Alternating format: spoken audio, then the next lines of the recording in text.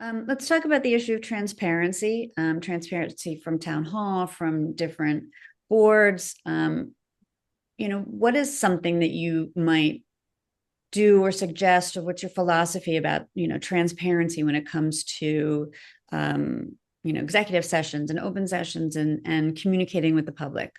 Yeah. I'm a huge fan of transparency because I just am. I just think it's the right thing. And again, I come from a corporate culture where we're told on day one that, assume everything you say is going to be printed on the newspaper the next day or everything you do. So uh I I don't quite know. I'm not up to speed on the legal definition of like when you can call an executive session and when you can't and stuff. But I don't know, just reading Good Morning Wilted again recently, like the whole like yelling behind closed doors, like it makes for good reading, actually. It's very entertaining. But I don't understand that. Like I don't, aside from it being moderately amusing, like I don't understand that I don't understand why it's like that. And I'm a huge fan of transparency, that if you think, if this is what you think should be done or what should be, as a Board of Finance member, if I say, yeah, here's what should be done, we should do a 5% cut across the board with everyone, like I'll come out and say that in public or whatever. Like I guess there's sometimes when things have to be private, if it has to do with, maybe there's some personal issue or something, then yeah, let's not put that in the paper. We don't need to do that. But if it's policy or hiring decisions for positions in town that have an enormous impact, like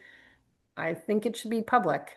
I do think that sometimes you get some people that, I don't know, have time on their hands and will attack or write about anything you do, like that. So you want to kind of minimize the noise. You have to, you can't let everybody in the town have their say on something. But on the other hand, I do think you should be transparent. And so, for example, like P and Z, I'm not like, I don't know, why are their meetings still by Zoom? I don't understand that. Why are they not back in person? And I think that's, again, I guess I don't want to be quoted, but why is that? Is it just because it's easier to just say how you feel on a Zoom meeting when nobody can comment? Is that why they do it? I don't know why.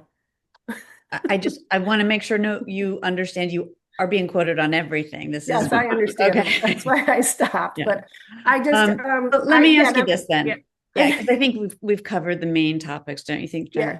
So I just, one 30, more thing. Can I say one sure. more thing? That I do feel like, I do think people have a valid complaint, especially with P and Z, that it's kind of like, you can't make a comment until the application is official. And then by that time, like the horse is like a couple years out of the barn. And it's annoying. It's frustrating and people are frustrated and I understand why. I got to say, you've touched on a lot of planning and zoning issues. Did No, not a did they lot. maybe put you on the wrong spot? No, Did no, you? no, no, not a lot. But I think that's another thing about us. The Democratic platform. One of our things is that I do feel strongly that the boards should be working more together, like the Board of Selectmen, the Board of Ed, the Board of Finance, P and Z. Like, do they have like once a month or once every 2 months? Is there a meeting with like the Board of Selectmen and the Board of Finance and let's say P and Z to like, hey, this is our POCD says we want to do this, but like we haven't really been adhering. I don't know, like what the POCD, I don't even know when anybody, I love it. I think it's awesome. I don't really understand how it's being implemented in the decisions that are made day to day.